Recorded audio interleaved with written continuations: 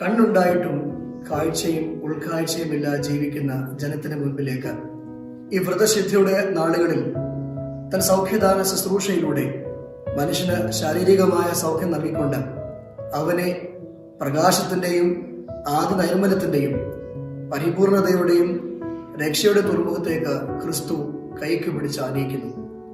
ഈ വ്രതശുദ്ധിയുടെ ദിവസങ്ങളിൽ നമുക്ക് നമ്മുടെ കാഴ്ചകളുടെയും കാഴ്ചപ്പാടുകളുടെയും ഒരു വിചിന്തനം നടത്താം.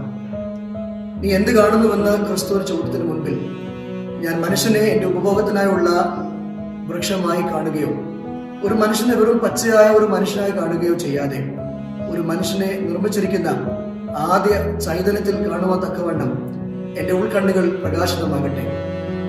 ഈ നോമ്പുകാലങ്ങളിൽ എന്റെയും നിങ്ങളുടെയും കണ്ണുകളെയും മനസ്സുകളെയും ഹൃദയങ്ങളെയും തമ്പുരാൻ സ്പർശിക്കുമാറാകട്ടെ. ദൈവം നാം ഇവരും വാഴ്ത്തി അനുഗ്രഹിക്കട്ടെ.